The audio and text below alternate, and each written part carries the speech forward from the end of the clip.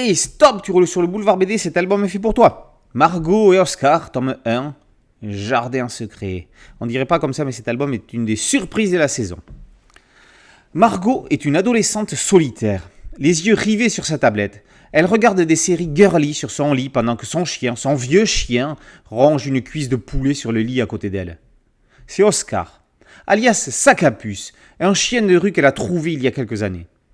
Aujourd'hui, c'est l'anniversaire de Margot. Ses 6 frères et sœurs et ses parents n'ont pas l'intention de rater l'occasion pour pousser la chansonnette et profiter d'un bon gâteau pendant le déballage des cadeaux. La fête va être de courte durée. L'ado reçoit un coup de fil de sa copine Margot qui l'attend à la cabane. Bien que pas invité, Oscar la suit. C'est la bonne occasion pour faire faux bond à ses parents qu'elle trouve lourdingue. Le lendemain, au collège, c'est un nouveau professeur de mathématiques qui assure les cours. Et on ne peut pas dire que les élèves vont être tendres avec lui. Surtout Clara, plutôt peste. Le remplaçant ne va pas tenir le coup très longtemps. Margot va le retrouver dans un tout autre contexte. Mais quel bonheur de retrouver Margot et Oscar pour leur 3e vie.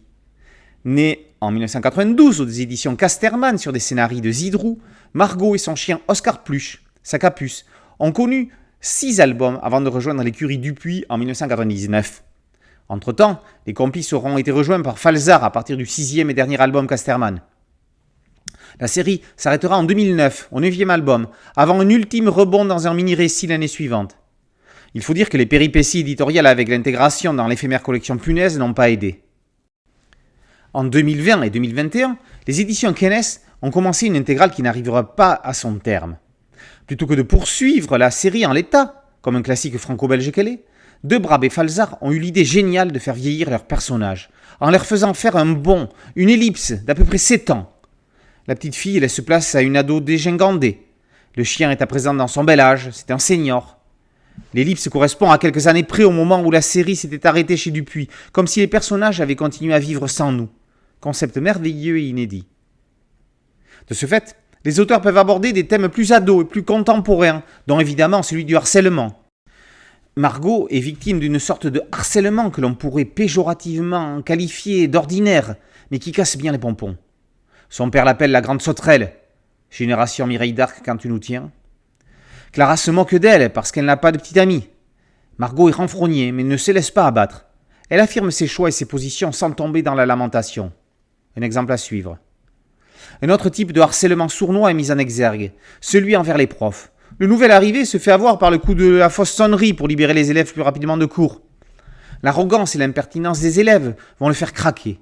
Mais Margot va l'accompagner dans un tout autre contexte et un tout autre combat plus politisé.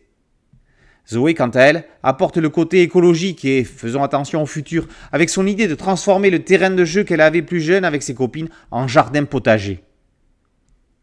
De Brab a fait grandir son trait. Pas facile pour toute la famille nombreuse de Margot. Oscar reste un peu en retrait.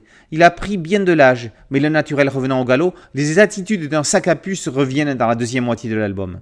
Comme s'il rappelait « Hey, vous m'avez bien reconnu, c'est moi !» Les éditions du Tiroir publient la surprise de cette fin d'année. Un retour inattendu et incroyable qui ravira plus d'un nostalgique et enchantera les jeunes nouveaux lecteurs. Il ne reste plus qu'à cet éditeur à offrir à la série une intégrale digne de ce nom, ainsi qu'à publier enfin les Puzzoletti, pépites oubliées en 2 grandes histoires parues dans le journal Spirou à la fin des années 80, signées De Brab et l'immense Yvan Delporte, et jamais édité en album. En attendant, Margot et Oscar, tome 1, Jardin secret par De Brab et Falzar, est paru aux formidables éditions du Tiroir. Boulevard BD, c'est un site dédié, un podcast audio et une chaîne YouTube. Merci de liker, de partager et de vous abonner. A très bientôt sur Boulevard BD. Ciao.